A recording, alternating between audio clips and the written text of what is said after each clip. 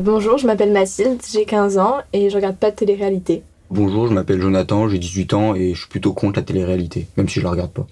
Moi c'est Maëlys, j'ai 18 ans et aujourd'hui je regarde plus du tout de télé-réalité. Moi c'est Sam, j'ai 22 ans et depuis que je suis petit je regarde beaucoup de télé-réalité. Je m'appelle Anastasia, j'ai 22 ans et moi je suis pour la télé-réalité. Je m'appelle Léo, j'ai 17 ans et je tiens une page Instagram sur la télé-réalité, j'adore regarder. Alors pourquoi aimez-vous la télé-réalité du coup ? Je prends l'exemple des Marseillais, on les suit vraiment, on les voit évoluer et c'est cool de voir en fait des personnages qu'on aime bien en fait évoluer et rigoler un peu de ce qui se passe dans leurs histoires, quoi. Mais du coup ça te fait un peu comme une série Ouais, clairement, c'est exactement pareil. Les candidats télé-réalité, tu les considères plus comme des acteurs ou bien des vraies personnes ? Pour moi c'est ça vraiment la différence, c'est que c'est réel, mais voilà, c'est comme la série, on s'attache à certains personnages. Et est-ce que tu penses que tout ce qui se passe c'est vraiment réel dedans ? Ou la notion de jeu ou de surjeu, Je la considère. Pour moi, plus on avance dans les années, plus certains nouveaux candidats vont commencer à comprendre certains codes. Moi d'un côté j'avais choisi d'en faire, pourquoi ? Parce que depuis toute petite j'étais mannequin. Ça a commencé en 2000 et je me suis dit, les mannequins sur Instagram, t'as une forte visibilité. Quand j'ai commencé avec les 10 couples parfaits, moi c'était vraiment un objectif professionnel.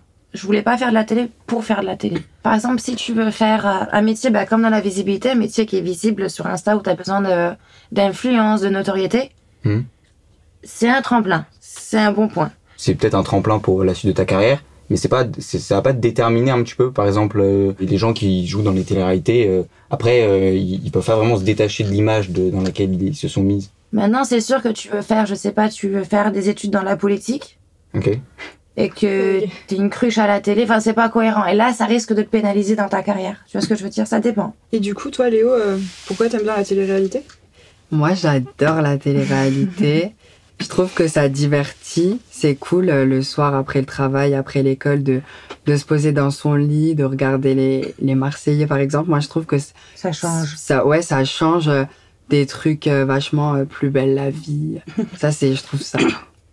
Moi, je peux tout à fait comprendre qu'en fait, c'est du divertissement, qu'on aime bien regarder. Mais moi, je pense en fait que quand on regarde, en fait, ça crée un peu un phénomène d'addiction. Ouais, parce qu'après, c'est vrai que quand on commence à regarder un programme, on est tellement à fond dedans, on est tellement derrière les personnages qu'on s'attache à eux, on a envie de savoir la suite, donc on va forcément regarder l'épisode suivant. Netflix, c'est à peu près pareil, tu vois. Ouais, ça fonctionne exactement. Tu regardes ta série et à la fin, t'as dans 10 secondes le prochain épisode et t'as envie de la regarder. Donc, au final, c'est la même chose. Moi, je trouve ça dommage qu'en 2019, ce soit encore un sujet tabou, la télé-réalité. Ça devrait être classé en fait au même rang que les séries. Je vois pas pourquoi quelqu'un qui fait une télé-réalité devrait être sous-catégorisé pour plus tard ou quoi, alors que quelqu'un qui fait une série, il va être mieux vu. En fait, je comprends pas trop cette différence. Moi, je trouve que c'est plus intéressant de voir des personnes qui sont eux-mêmes et qui jouent en même temps que des personnes qui jouent uniquement en série. C'est exactement la même chose qu'une série ou pour un film. On peut partir sur le même principe, sauf que télé-réalité, t'as le mot réalité parce que tu vois les gens au quotidien. En fait, tu vois leur vie. Je suis d'accord, mais c'est pas un quotidien un peu factice. Les réactions qui sont pas voulues pour la production, qui sont pas bonnes, elles vont être coupées. Donc en fait, c'est de la réalité, mais c'est pas de la réalité, c'est de la réalité factice, c'est monté. Pourquoi pas prévenir au début ce qui va suivre, j'en sais rien, a été monté et ce n'est pas le reflet de la réalité ou de voilà. Je vais te prendre l'exemple des Marseillais. Ouais, vas-y. Genre, là, on a eu le mariage de Julien et Manon.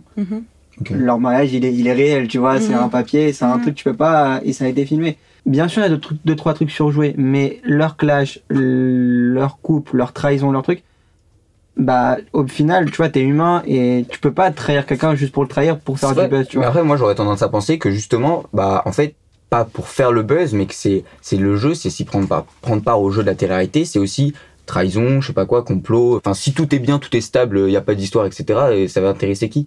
Imagine-toi, par exemple, demain t'es dans une villa avec 20 personnes, dans un pays que tu connais pas, avec 20 personnes que tu ne connais pas, t'as pas ton téléphone, t'as rien, et tu vis avec ces personnes-là, au quotidien, et t'es filmé.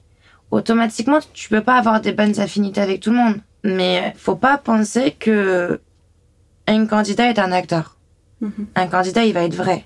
Tu vois ce que je veux dire ? Ça peut être assez spontané, mais par rapport à la vie quotidienne, quand on va travailler, quand on va au lycée, on réagit pas du tout de la même manière. La télé-réalité, influence négative ou positive ? Moi, je pense qu'en général, la télé-réalité, elle a une influence assez négative, mais surtout sur une tranche d'âge de personnes. C'est-à-dire que quand une personne est moins mature, plus jeune, vers le collège, et qu'elle regarde quelque chose à la télé sans savoir vraiment ce que c'est, ça peut avoir une influence assez négative. C'est souvent des clashs, des histoires d'amour, des tromperies. Des fois, c'est des comportements pas forcément positifs. Et je trouve que du coup, les jeunes, ça peut facilement les influencer parce qu'ils vont les imiter, sans le savoir parfois même, parce que quand tu regardes tous les jours, parce que c'est tous les jours, quand tu regardes pour suivre, tu peux faire les mêmes choses qu'eux sans t'en rendre compte en fait. Moi je te rejoins sur ce que tu as dit. Je pense que pour tout le monde ça n'a pas forcément une influence négative. C'est-à-dire que pour une personne qui a 18 ans, qui a complètement conscience de ce qu'il Mais c'est un regarde problème aussi. et qui sait que c'est juste pour se divertir, qui trouve ça très agréable. Je pense que c'est surtout pour les jeunes qui n'ont pas forcément conscience tout le temps que ce qu'ils regardent, c'est pas forcément un exemple pour tout. Il y a des gens qui sont armés pour prendre le recul vis-à-vis de ça et vis-à-vis de la télé-réalité par leur cadre familial. Souvent malheureusement des classes assez favorisées qui leur disent ok, sache que blablabla. Bla, bla, bla. Du coup en fait moi je dirais même qu'en fait la télé-réalité ça renforce le déterminisme social en fait, parce que du coup c'est peut-être les classes défavorisées qui vont peut-être être plus susceptibles à être influencées beaucoup. Ouais, non, moi je suis pas d'accord avec ça. Je pense pas que ça fait du déterminisme social. Je vais prendre mon exemple. Tu vois, je suis en école d'ingénieur, je travaille, je suis apprenti. Et je regarde vraiment depuis que je suis petit. Et ma mère, elle est fan, hein, pas moins aujourd'hui, mais à l'époque elle était fan comme moi, tu vois. Mais elle m'a fait comprendre les choses, tu vois. Elle m'a fait comprendre que c'est pas la vie et que c'est parce qu'ils prennent des fortes têtes. Ta mère, elle était avec toi, elle t'a fait comprendre que tout n'était pas vrai. Et je pense que les jeunes qui n'ont pas la chance, du coup, de discuter plus avec leurs parents, avec ceux qui les élèvent, qu'importe, de comment ça se passe et qu'il faut prendre du recul à certains moments, etc., vont avoir tendance à reproduire le modèle. Après, il faut savoir faire la part des choses. C'est de la télé, c'est une série réalité. Donc ça apprend de second degré. Ok. Quelle image pour la femme et l'homme? La plupart du temps c'est la plupart du temps, je dis, c'est des hommes assez musclés, etc., et des femmes assez bien formées, etc., et donc c'est vrai que ça engendre beaucoup de stéréotypes. Ouais, c'est vrai. Après, ça fait partie aussi du profil du candidat. Enfin, je veux dire, ils savent quelle personne prendre pour faire de l'audience. On peut remettre ça à beaucoup de choses, hein, pas que à la télé-réalité, mais on prend des modèles auxquels les jeunes peuvent s'associer, donc c'est-à-dire ce que va la mode en ce moment, donc pour les femmes, avoir des formes généreuses par exemple, ou pour les hommes être très musclés. Parfois, ça peut aussi ne pas aider les jeunes qui se sentent pas forcément bien dans leur peau à se dire mais de toute façon je pourrais jamais leur ressembler ou... C'est pas vrai. Je sais pas, c'est pour ça que Ça dépend des personnes. je pense que ça dépend aussi du caractère de la personne qui peut se dire moi je peux jamais leur ressembler ou même que ça crée une sorte d'idéalisme dans l'esprit des gens où pour aujourd'hui la société actuelle une femme qui est belle c'est ça, un homme qui est beau c'est ça. Mais c'est ce qu'on même pas forcément que physiquement aussi, de ce que je peux me souvenir quand je regardais un peu la télé-réalité, les hommes ils étaient comiques, ils étaient assez drôles, ils étaient combatifs assez forts, et les femmes elles étaient on va dire un peu plus fragiles, assez têtues et le cliché un peu hystérique un peu dans la société, le cliché. Mais t'es quand même conscient que toutes les filles ne sont pas pareilles et tous les garçons ne sont pas pareils. T'as pas que des grosses fesses et des grosses poitrines. Bien sûr, mais c'est quand même du coup c'est globalement quand même. De plus en plus, je suis d'accord au début, c'était vraiment comme ça. Je suis complètement d'accord. Et plus on avance, plus la cité change et donc les mentalités doivent changer aussi à la télé-réalité, et c'est un peu ce qui se passe. Greg par exemple dans les Marseillais, il est comme ça le mec, hein, il a pas d'abdos, il a rien, tu vois, c'est un bâton. Il y a toujours ce côté où il faut que les mecs soient un peu comiques, mais il y a plus cette idée là de faut que ce soit que des balèzes. La saison d'avant où Julien était un petit peu gros et il en jouait, tu vois, il rigolait là-dessus. Et les filles au contraire, c'est pas obligatoirement que des corps où il faut avoir une certaine mensuration, non, c'est plus comme ça. Et même les filles, de plus en plus, elles sont les meneuses du truc et les plus fortes, tu vois. Genre, de plus en plus, on voit des garçons pleurer. Ça, c'est le nouveau truc en ce moment, où tu les vois tous pleurer. Les filles de moins en moins, et c'est de plus en plus les filles qui vont aller au combat moins que les garçons. Par exemple, si moi, aujourd'hui, je te montre une photo de moi pendant le tournage et de moi maintenant, tu me diras, c'est pas pareil. Et pourtant, j'étais plate, mais comme un spaghetti, et j'avais les cheveux courts, j'étais maigre, les joues, enfin, rien à voir avec le stéréotype que vous avez des femmes de télé-réalité de nos jours. Comme quoi, non, il n'y a pas que le physique qui compte. Et maintenant, dans les caractères, c'est pas parce que t'as une grande bouche que tu vas faire de la télé-réalité. Dans les candidats de télé-réalité, tu vas avoir de tout. Tu vas avoir une fille qui a une grande bouche, comme une fille qui est toute sage. Après, c'est bien le mais qui va faire autant de buzz que la fille qui a une grande bouche. Mais c'est C'est la personnalité en fait. C'est parce qu'il faut tout, il faut recréer l'idée de la société. Bah oui, mais justement, c'est ça qu'on te dit, c'est que plus la société elle avance, plus cette image-là, elle est en perdition et que de plus en plus, on a une image de la femme qui n'est plus celle d'avant où, justement, je vais reprendre un peu ce côté-là, où c'était la femme un peu au second plan, la femme un peu objet, tu vois, c'est de moins en moins ça.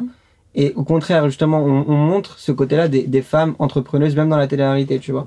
Genre, de plus en plus, on va nous dire, ok, moi, j'ai ma marque, elle fait ça, tu vois. Elles le disent, et ça montre vraiment ce côté-là de la femme qui est plus dans la société chez elle à faire le ménage et vivre pour son homme. Non, c'est la femme du 21e siècle qui est là pour entreprendre, tu vois. Alors, qui pense que la télé-réalité doit s'arrêter? Du coup, moi, en fait. Peut-être pas supprimer, mais au moins réguler, en fait. Une certaine prise de conscience de ceux qui produisent la télé-réalité, des risques que ça a, ou du moins certains messages. Par exemple, genre sur les paquets de cigarettes, on marque fumer tue. On va pas marquer la télé-réalité tue, mais on peut marquer un autre message, ou du moins un contrôle de l'État, ou quelque chose comme ça. Il y a certaines émissions de télé-réalité, comme Secret Story par exemple, qui devraient, au lieu d'être déconseillées au moins de 10 ans, déconseillées peut-être au moins de 12. Du coup, elle doit pas s'arrêter, selon moi, pour la réponse à la question, mais elle doit vraiment être vue de manière différente. Mais le problème, c'est que tu peux pas faire la télé vue d'une manière différente. Tu auras toujours des gens qui vont dire moi j'aime pas parce que si, parce que ça. C'est continuer dans leur lancée de changement de mentalité. On part de loin quand on sait qu'il y a eu des dérives comme un suicide FX, je crois que c'est François Xavier, je crois qu'il s'appelait, de Secret Story à l'époque. Suicidé parce que sa minorité, il n'arrivait pas à la supporter, qu'il n'y avait pas de psychologue qui suivait. Aujourd'hui, il y a des psychologues. Voilà, aujourd'hui, je pense que plus on avance dans le temps, plus il y a une prise de conscience et même avant, on voyait pas de personnages gays dans la télé-réalité. De plus en plus, on en voit. Si la société continue à changer, la télé-réalité va devoir changer parce que sinon personne ne la suivra et ça deviendra une sorte de non-sens avec ce qui se passe en vrai. Tu vois. Moi, je te rejoins complètement. Je pense que on peut pas arrêter parce que, même en termes d'expression, les gens ont le droit de regarder ce qu'ils veulent et il n'y a pas à discuter parce que la télé-réalité, comme tu disais, ça n'a pas à être tabou. Les gens ont le droit de regarder ce qu'ils veulent à la télé, ça leur plaît ou ça leur plaît pas. Il y en a qui ont le droit d'aimer, d'autres qui ont le droit de pas aimer. Après, je vais juste revenir sur ton propos tout à l'heure quand tu as dit qu'il devait mettre un message avant, comme le paquet de cigarettes. Ça m'a hyper choquée. Parce que moi, je pense que la télé-réalité, c'est un divertissement. Et ils vont pas mettre un truc avant en disant attention. Ils mettent attention, ce programme est déconseillé moins de 10 ans. C'est ça. Quand tu vois que t'as des séries pour des adultes, t'as des trucs pour les enfants. Moi, je trouve que c'est quelque chose pour les enfants 15-25 ans. C'est des grands enfants. Après, il y a des gens qui ont plus de 25 ans qui regardent la télé. C'est pas que des jeunes. J'avais vu un petit peu sur YouTube quelques interviews de candidats, justement. Et justement, elles se sont dit... elles étaient choquées et outrées de voir le montage qui a été fait. Par exemple, toi, justement, avec les couples. On voit qu'ils ont été mis ensemble, mais on sait pas du tout comment. Ou bien on voit qu'ils ont été séparés, mais on sait pas du tout comment. Et ils essayent de monter l'histoire par rapport à... C'est vrai ce qu'ils ont fait, c'est vrai ce qu'ils ont dit, c'est vrai tout ce qu'ils ont fait. Mais... il manque quelques éléments, du coup c'est remanié pour justement que ce soit fait dans une certaine manière. Et du coup je trouve ça dommage dans la télé-réalité que la production ait autant de pouvoir sur ce qui est fait. Après d'un côté ils savent faire, c'est leur métier, ils savent faire, ils savent leur truc, il est monté, comment il est monté. Et c'est comme ça qu'ils arrivent, je pense, à justement avoir un maximum d'audience et à influencer. Alors moi je veux que la télé-réalité reste parce que si ça part, déjà je sais pas ce que je ferai de mon compte. Je sais pas ce que je ferai de mes soirées quand je rentre de l'école. Moi franchement ça m'amuse trop, ça me met trop dans des bonnes humeurs. Ça me fait rire, ça me fait pleurer quand il y a des départs. Je trouve ça trop cool et je trouve que vraiment ça apporte de la bonne humeur. C'est vrai que c'est un bon divertissement. Oui. En soi, ça peut être un bon divertissement quand on arrive à prendre le bon dedans, quoi. Voilà, j'espère que cet épisode d'Hexagone vous aura plu. En tout cas, je remercie énormément les 6 d'entre vous qui sont venus pour cet échange. Si vous voulez passer dans le prochain épisode, vous retrouvez dans la description toutes les infos sur les prochains sujets et les dates de tournage. Vous trouverez aussi des formulaires pour candidater. Évidemment, vous pouvez prolonger la discussion dans les commentaires, j'irai lire tout ça. Et de mon côté, on se dit à très vite.